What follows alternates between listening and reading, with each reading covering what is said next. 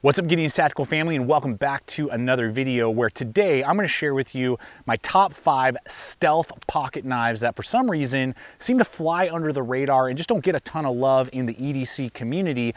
And I'm going to share with you today why these are well worth looking at and possibly throwing in your EDC rotation. We're going to kick it off with the KERSHAW Link in 20 CV steel. This blade is made in the USA. It's fully ambidextrous, so righties and lefties are going to really enjoy it. It's got a really good medium size at just over 3 inches on the blade length with a really high slicey grind and an excellent 20 CV steel option. And as an added bonus, this guy's going to easily be able to be snagged for just under $100, which is a steal when you're considering all the materials made right here in America and that is fully ambidextrous. The one downside is it is assisted opening that some people might find fun, but I tend to prefer manual deploying blades. Next up on the list is the Cold Steel Air Light. This knife is going to have AUS 10A steel made in Taiwan. It's fully ambidextrous as well with the triad locking mechanism, which is arguably one of the strongest locking mechanisms on the market.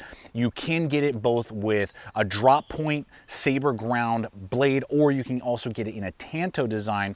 And what I really like about it is that it is light and slim, whereas most cold steel pocket knives are kind of known for being overbuilt and kind of thick and heavy. This cuts against that grain and is going to be a lot more pocket friendly to carry around town, but you're still getting all that strength and durability of a triad lockback as well as a saber grind. And depending on where you pick it up, it can be pretty easy on the pocketbook, looking at between about $55 up to about $75, just depends on where you pick it up and what blade shape you decide to go with. And the only issue that I found in the design is the very aggressive jimping that they have on the back spine. It's pretty sharp and really not necessary for the style of tool and where you would usually be carrying it, which is more in a light duty scenario. Now, next up is a blade that I absolutely love and is one of my go-to pocket knives and really probably the most stealth out of all of the blades that we're looking at today. It's the Bronze series from Spartan Blades, which means that it's made overseas in Taiwan, and it's the Les George designed ASTOR. Now, this is going to have CTS XHP steel, so that is an excellent steel, really well done. And the blade and the overall design of the knife I love, and it's just really got a level of quality that's hard to find in a lot of blades that come in at this price point. And it's going to have bronze bushings that have oil infused portions of the deployment, so the deployment is nice and smooth. The high saber grind is excellent for slicing, good for piercing and penetrating, but still gives it some rigidness. And it's a fully ambidextrous blade with a really solid liner lock, and going to have G10 or, as an option, carbon fiber mixture with G10 handle scales. And I've found that it's not only fun to carry, but a very high performing blade that holds its edge for a really long period of time. And it's really hard for me to find any issues with the overall design. And if I was really going to nitpick, it would honestly just be in availability, but also in pricing. It's all over the place, with it being on the high end around $145 depending on the distributor and the type of handle material you go with and color combinations, or all the way down to well under $100 if you really hunt around. So it's all over the place, and on the higher end starts to kind of price itself out to compare to a lot of other blades that might be on the market. And guys, as a quick reminder, if one of these blades really connects with you and you want to start putting it in your regular rotation, I invite you to check out the hyperlinks in the description box below to the affiliates that we regularly partner with, from Blade HQ and GP Knives and Smoky Mountain Knife Works, as well as Amazon, as well as a hyperlink over to my landing page where you can see all the different affiliate programs that I partner with here at the channel that you guys can take a look at if the blades that you see here in this video, or just gear in general, make sense for you. Always appreciate it when you use the hyperlinks below. Now, next up is a blade that doesn't seem to get a lot of love, even though it's a great in-between tool. There might be a reason why it doesn't get a lot of love that I'll share in just a moment, but I think it's excellent, and it's the Spyderco Stretch series of knives. What makes this a little different than your Endura, Andela, and Delica knives, which are iconic and classic, is that the handle is a wider from top to bottom than those other blades, and a little bit on the shorter side of the Endura, but a little bit bigger than the Delica, and it really fills out my large size hands very nicely. Still has a full dedicated choke up choil, and the blade's gonna give me more to work with than the Delica.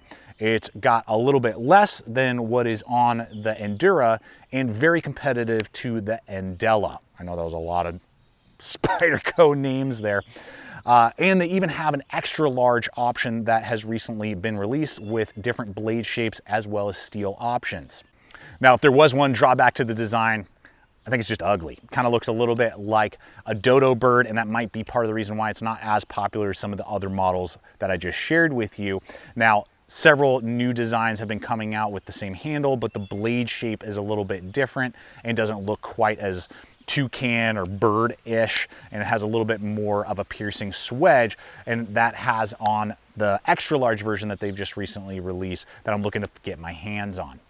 And finally, the only auto on this list, the Gerber Downrange, made right here in America with S30V steel. This knife is one of my favorites in the Tanto persuasion.